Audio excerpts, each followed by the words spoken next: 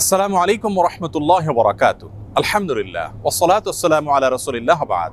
সুপ্রিয় দর্শক, এই পৃথিবীতে আমাদের প্রতি আল্লাহ তাআলার যত নেয়ামত আছে তার মধ্যে অন্যতম শ্রেষ্ঠ একটি নেয়ামত হলো নেক সন্তানের নেয়ামত।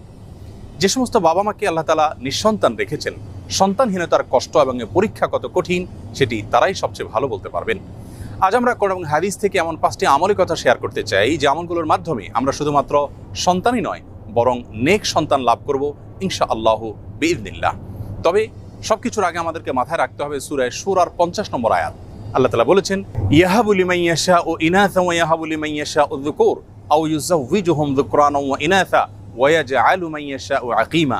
যার অর্থ হলো আল্লাহই হলেন সেই মহান সত্তা, তিনি যাকে ইচ্ছা তাকে কন্যা সন্তান দান করে থাকেন, যাকে ইচ্ছা তাকে পুত্র সন্তান দেন, আর যাকে ইচ্ছা তাকে উভয়টি দান করেন, আর যাকে ইচ্ছা তাকে কোনোটি দান করেন না।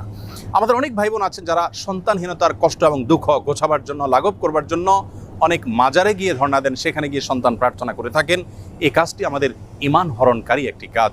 আরও অনেক কাজ করে থাকেন অনেকেই, যে কাজগুলো আসলে আমাদের ঈমানের সঙ্গে সঙ্গতিপূর্ণ নয়। এজন্য সর্বপ্রথম মাথায় রাখতে হবে যে সন্তানহীনতার কষ্ট এবং দুঃখ এটি গোছাবার জন্য, সন্তান লাভের জন্য, অনেক সন্তানের জন্য শুধুমাত্র আল্লাহ তাআলার কাছে আমাদেরকে প্রার্থনা করতে হবে। আল্লাহ তাআলার দুজন নবী জাকারিয়া এবং ইব্রাহিম আলাইহিস সালাতু ওয়াস সালাম, তারা উভয় আল্লাহ রাব্বুল আলামিনের কাছে এমন একটা বয়সে এসে সন্তান এর প্রার্থনা করেছেন যখন সন্তান হওয়ার কথা নয়। আল্লাহ তাআলা তাদেরকে সেই সময়ে সন্তান দিয়েছিলেন এবং কোরআনে কারীমে তাদের সেই দোয়ার ফরম্যাট উল্লেখ করে দিয়েছেন। আমরা যদি সেই ফরম্যাটের দোয়া আল্লাহ তাআলার কাছে অনবরত পেশ করতে থাকি, নিবেদন করতে থাকি, ইনশাআল্লাহ সন্তানহীনতার কষ্ট এবং দুঃখ আমাদেরও দূর হবে এবং নেক সন্তান আমরা লাভ করতে পারবো ইনশাআল্লাহ বিইذনিল্লাহ। সন্তান লাভের জন্য জাকারিয়া আলাইহিস সালামের দুটি দোয়া কোরআনে কারীমে উল্লেখ হয়েছে। তার একটি বর্ণিত হয়েছে সূরা আলে ইমরানের 38 নম্বর আয়াতে, আর অপরটি বর্ণিত হয়েছে সূরা আম্বিয়ার 89 নম্বর আয়াতে। আলে ইমরানের আয়াতে আল্লাহ নবী জাকারিয়া আলাইহিস সালামের যে দোয়া আল্লাহ তাআলা উল্লেখ করেছেন সেটি ছিল এই, রব্বি হাবলি মিন লাদুনকা যুররিয়াতান তাইয়্যিবা ইন্নাকা সামিউদ দুআ। যার অর্থ হলো, হে আমার রব, হে আমার প্রতিপালক, আপনি আপনার তরফ থেকে আমাকে নেক এবং সুসন্তান দান করুন, আপনি দোয়া শ্রবণকারী। তার অপর যে দোয়াটি সূরা আম্বিয়াতে বর্ণিত হয়েছে সেটি ছিল অত্যন্ত মর্মস্পর্শী এবং হৃদয়গ্রাহী। সেই দোয়ার ভাষ্য ছিল এই, রব্বি লা তাযারনি ফারদা ওয়া আনতা খায়রুল ওয়ারিসিন। যার অর্থ হলো, হে আমার প্রতিপালক, হে আমার রব, আপনি আমাকে একা ছেড়ে দিবেন না, অর্থাৎ নিঃসন্তান আমাকে রাখবেন না, আপনি তো সর্বোত্তম ওয়ারিস দানকারী। আল্লাহ নবী ইব্রাহিম আলাইহিস সালাম আল্লাহর কাছে সন্তান চেয়ে যে দোয়া করেছেন কোরআনে কারীমে, সেটি আল্লাহ তাআলা উল্লেখ করেছেন ছোট্ট একটি দোয়া। সূরা সাফফাতের 100 নম্বর আয়াতে দোয়াটি বর্ণিত হয়েছে। সে দোয়ার ভাষ্য ছিল এই, রব্বি হাবলি মিনাস সলিহিন। যার অর্থ হলো, হে আল্লাহ, আপনি আমাকে নেক সন্তান দান করুন। এর মাধ্যমে তিনি আল্লাহ তাআলার তরফ থেকে ইসমাঈল আলাইহিস সালামের মতো নেক সন্তান লাভ করেছিলেন। জাকারিয়া আলাইহিস সালামের যে দুটি দোয়া আমরা উল্লেখ করেছি তার মাধ্যমে তিনি আল্লাহ তাআলার কাছ থেকে ইয়াহয়া আলাইহিস সালামের মতো নেক সন্তান লাভ করেছিলেন।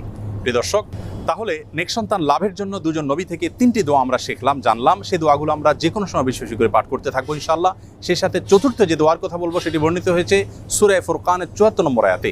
আল্লাহ রাব্বুল আলামিন সেখানে দোয়ার যে ভাষ্য আমাদেরকে নিজে শিক্ষা দিয়েছেন সেটি হলো, রব্বানা হাব লানা মিন আজওয়াজিনা ওয়া যুররিয়াতিনা কুররাতা আয়ুন ওয়াজআলনা লিল মুত্তাকিনা ইমামা। যার অর্থ হলো, হে আমাদের প্রতিপালক, আপনি আপনার তরফ থেকে আমাদেরকে এমন জীবনসঙ্গী এবং এমন সন্তান দান করুন যে সন্তান আমাদের চক্ষুকে জুড়িয়ে দিবে, অর্থাৎ সার্বিকভাবে পারফেক্টনেসের মাধ্যমে তাদের দিকে তাকালে আমাদের নয়ন জোড়াবে, এবং আমাদের সকলকে আপনি মুত্তাকিদের এবং নেককারদের ইমামে পরিণত করে দিন।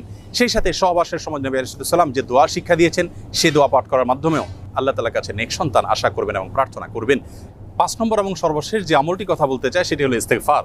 ইস্তেগফারের মাধ্যমে আল্লাহ রাব্বুল আলামিন তার বান্দাদেরকে সন্তান দেওয়ার মাধ্যমে সমৃদ্ধ করে থাকেন, নেক সন্তান দান করে থাকেন।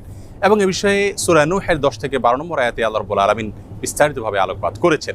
প্রিয় দর্শক, অতএব আসুন আমরা আল্লাহ তাআলার কাছে নেক সন্তান লাভের জন্য আম্বিয়া আলাইহিস সালামের শেখানো দোয়া এবং সাধারণ যে দোয়া সূরা ফুরকানে বর্ণিত সে দোয়া বেশি বেশি করে পাঠ করি, এবং সহবাসের সময় মা বাবা অবশ্যই আল্লাহ তাআলার কাছে উভয়ে দোয়া করবেন, নবী আলাইহিস সালামের সেই শেখানো দোয়া। সেই সাথে বেশি থেকে বেশি আমরা ইস্তেগফার করব।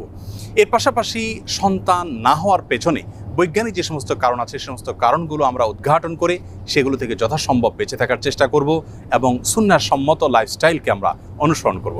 আল্লাহ তাআলা আমাদের সকলকে নেক সন্তানের এই মস্তবায়নে আমত লাভ করে ধন্য হওয়ার তৌফিক নসিব করুন। আসসালামু আলাইকুম ওয়া রাহমাতুল্লাহি ওয়া বারাকাতুহু।